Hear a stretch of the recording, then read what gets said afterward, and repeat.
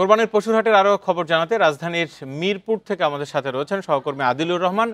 আদুল, কোরবানির সময় যত আসবে তত গরুর সংখ্যা যেমন বাড়বে, ক্রেতা বিক্রেতার সমাগম বাড়বে। আজকের কি অবস্থা জানাবেন?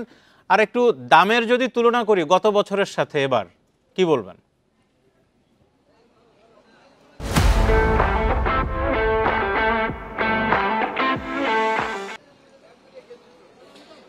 দেখুন, আসলে প্রথমে আপনাকে হাট সম্পর্কে, হাটের যে পরিস্থিতি সেটি দিয়েই শুরু করতে চাই। আমি এই মুহূর্তে আছি মিরপুরের ইস্টার্ন হাউজিং, মিরপুর ৬ যে হাটটি বসানো হয়েছে। বেশ ঢাকা উত্তর সিটি কর্পোরেশন তথা ঢাকা ২ সিটি কর্পোরেশনের মধ্যে একটি বড় হাটের একটি হাট বলা হয় ইস্টার্ন হাউজিং হাটে।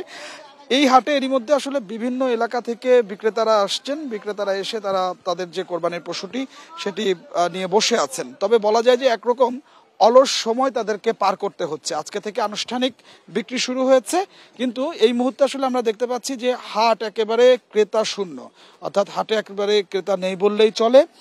তবে যেটি ধারণা করা হচ্ছে যে আজকে যেহেতু কর্মদিবস, সবাই অফিসে আছেন এবং রাজধানীতে যেহেতু কোরবানির পশু রাখার জায়গা নেই, সেক্ষেত্রে ধারণা করা হচ্ছে যে বৃহস্পতিবার শেষ কর্মদিবস শেষ করে বেশিরভাগ মানুষ তখন হাটে আসবেন এবং হাটে এসে তারা কোরবানির পশু কিনবেন। তবে এই মুহূর্তে আসলে যেটি লক্ষ্য করা যাচ্ছে যে হাটে দুই একজন করে, আমরা এর আগে বেশ কয়েকটি হাট ঘুরেছি, অন্যান্য হাটে দেখেছি যে দুই একজন করে ক্রেতা আছেন। সেই ক্রেতারা তারা মূলত দরদাম যাচাই করছেন। এরপরেও যাদের দরদামে পছন্দ হচ্ছে এবং রাজধানীতে যাদের রাখার জায়গা আছে তারা কোরবানির পশু কিনে নিয়ে যাচ্ছেন।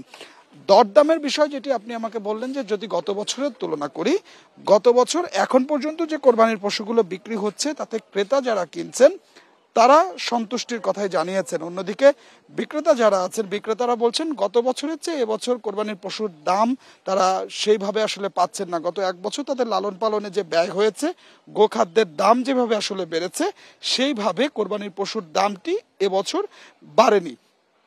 ক্রেতা যারা এখন পর্যন্ত কিনেছেন তাদের মধ্যে আমরা সন্তুষ্টি দেখেছি। তবে যারা দরদাম যাচাই করছেন তাদের কাছে আমরা বাড়তি দামের অভিযোগটি আসলে পেয়েছি। তারা বলছে যে এখন পর্যন্ত কোরবানির ব্যবসায়ী যারা আছেন, পশু ব্যবসায়ী যারা আছেন, তারা কোরবানির পশু ছাড়ছেন না। তারা হয়তো বা আরো একদিন বা 2 দিনের অপেক্ষা করছেন যে তারা দাম বেশি পান কিনা। এটি আসলে স্বাভাবিক ব্যাপার, যেহেতু আসলে হাটের এখনো 4 দিন ঈদের বাকি আছে। তো সব মিলিয়ে যেটি আসলে বলা যায় যে কোরবানির পশুর হাট জমজমাট বলতে যেটি আসলে বোঝায় যে ক্রেতা বিক্রেতাদের হাক ডাকে একেবারে মুখর অবস্থার মধ্যে থাকে, ক্রেতাদের ভিড়ে হাটে পা ফেলার জায়গা থাকে না, সেই পরিস্থিতি এখন পর্যন্ত রাজধানীর কোনো হাটেই তৈরি হয়নি। খুবই অল্প পরিমাণে কোরবানির পশু বিক্রি হচ্ছে, যেহেতু রাজধানীতে হাটটি জমেই 2-1 দিন আগে। সেক্ষেত্রে ধারণা করা হচ্ছে যে বৃহস্পতিবার থেকে মূলত হাটটি জমজমাট হবে। শুক্রবারে সবচেয়ে বেশি কেনাবেচা হতে পারে এমনটি একটা ধারণা করা হচ্ছে। তবে সব মিলিয়ে কোরবানির আগের 2 দিন সবচেয়ে বেশি বেচা কেনা হবে। যে আপনাকে ধন্যবাদ আদিল।